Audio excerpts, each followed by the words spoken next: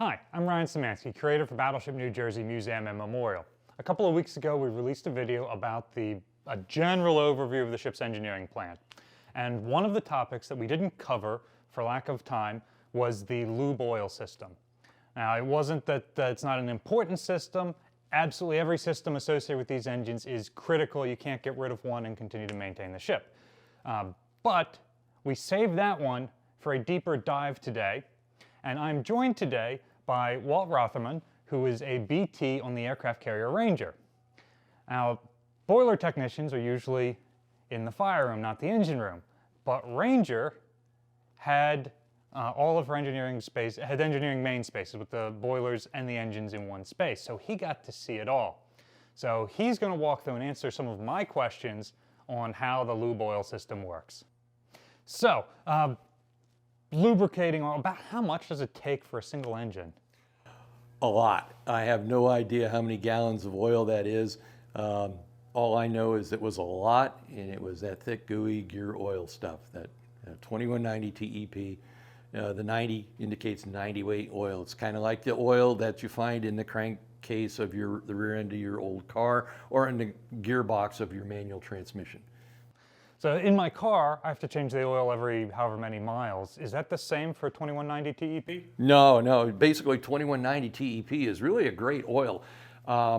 You basically never need to do a oil change because you could purify it, aka recycle it within the system. So when it gets water in it or it starts to show mineral deposits, you can go and run it through a separator to take the water out. You can run it through a purifier and take the dissolved or suspended solids out of it and have brand new oil. Yeah, that's a really interesting point. We change the oil in our cars because they're combustion engines. So some of those dirty gases after the combustion get mixed in with the oil, becomes dirty, gritty, you got to change it. This is a steam engine, so it's steam turning into water that's mixing with the oil. And oil and water are notoriously easy to separate. Yeah, and your water doesn't get in there from the reduction gear. It's from wherein it's passing through the two steam turbines on those bearing surfaces. You get a little leaching into your oil, and that's how the water or the condensation gets into the lubricating oil. We're using the same oil from the same supply for both lubricating bearings and lubricating the turbines. So 2190 TEP is pretty much the lubricating oil they use all over the ship. Yeah, and it's designed specifically to operate with high pressure steam in a high pressure steam environment. So if you were to take 90 weight gear oil for your car and put it in here, the gearbox reduction gear be happy as a clam. Turbine, not so much. All right, so talk me through the cycle. Where's the oil start? Where does it end up? Well, believe it or not, underneath this great big gearbox here is a tank or a sump, and that's where your oil, working oil, is stored down underneath here. It will be drawn up into the system by this steam-driven lube oil service pump. Believe it or not, this pump is the same kind of pump, at least the upper part of it is exactly the same thing we use for pumping fuel oil. Same kind of pump on the top. Lower part, it's different because you're pumping oil instead of fuel. But it'll go through the fuel pump, comes out of the fuel pump, and it'll go into this strainer here. This is a duplex strainer in that there are two baskets in it. One basket is online and filtering your oil. The strainer is your lube oil filter. The other one is in standby mode. So periodically we had to switch to the other side. We'll talk about that later. Once it goes through the strainer, then it will go up into the lubricating system in the engine and into the reduction gear. There are sprayers atop of each of the gears that will spray the lubricating oil down onto the gear surfaces to lubricate the gears, and then there's also lines that will feed lubricating oil into each of the different bearing surfaces as well. Same sort of thing in the main engine. The lube oil will work its way through channels to be deposited on the different bearings within the turbine itself. Once it goes through there, it'll, especially in the reduction gear, it will work its way back down and collect down in the oil pan down the bottom, just like it does in your car. And then it goes round, around, around, around. Now you're always taking oil samples every 4 hours. You did a nice video on that. And you look at not just the clarity of the oil, but what do you see solids in it? Do you see any kind of moisture in it? You let it settle a little bit, and if you see moisture in the bottom, oh, we got to do something about that. So you can take oil out of the sump and draw it up into the lube oil settling tank up above, and then run some heating coils in there to make sure it's at the proper temperature so that the oil and the water will separate. The oil will rise to the surface because it is lighter, the water will settle to the bottom. And in concept, that's very similar to the steam radiator that many of us have in our house, right? It's just steam going in through a coil that's then heating. Yeah, essentially, yeah. Yeah, for one of the heating element side of that tank, yeah, it's basically just a coil of pipe going through, and I believe they use 150-pound steam to run through there to heat it up. Your auxiliary steam, not your main steam like going into the turbines. Yeah, you take your 600-pound steam, reduce it to 150. And then once you've got your oil separated, you can drain the water out the bottom, and the water will go off to be where all water goes. And then you can take your oil, pump it over here into the lube oil purifier, which is actually a pretty neat piece of equipment. It has, basically it's a centrifugal device. You put your oil in the middle of it, and as you spin the oil, the water will stay at the bottom. What little water might be in there will stay at the bottom. All the suspended solids will go out to the sides, be thrown out to the outsides, and what's left in the middle is nice pure lubricating oil. And then you would take the output of your purified oil, run it back up to your storage tank up above for future needs. So that's pretty much the way that whole cycle works. All right, so I'm interested in seeing this strainer you mentioned earlier. How does a lube oil strainer work? What's it look like? How does the lube oil strainer? Well, you notice we've got a nice array of valves here. This is called a manifold.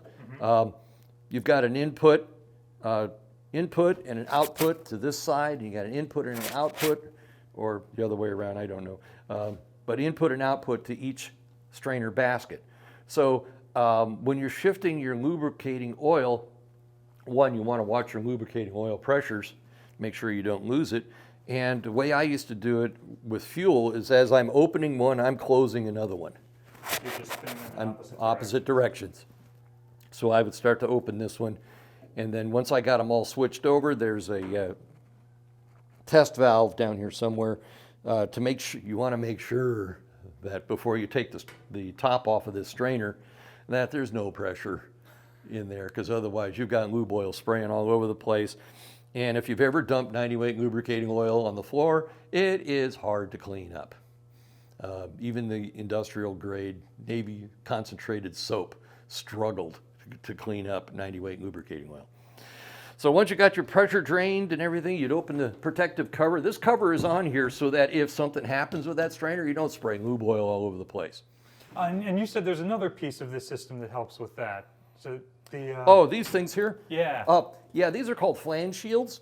And you'll see them around any kind of fuel or lubricating oil. And basically it's a kind of a canvas, aluminum foil blanket with some metal wire drawstrings around it. And you draw it around anytime there's a flange surface. And that's so that if that gasket fails, you don't spray atomized lubricating oil all over the place. It still leaks, but it's dripping instead of spraying. And if it's atomized and spraying, that's just waiting to be catch fire.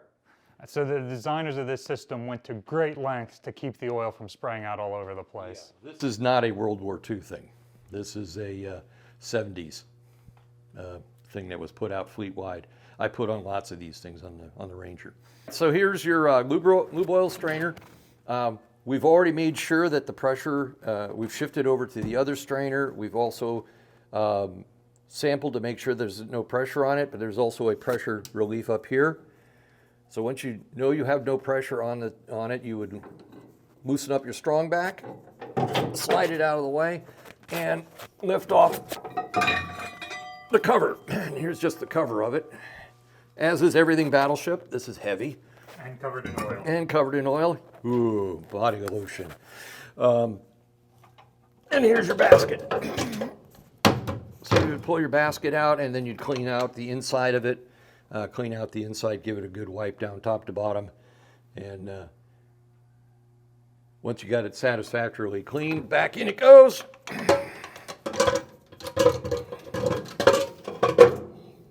Put your cover back on.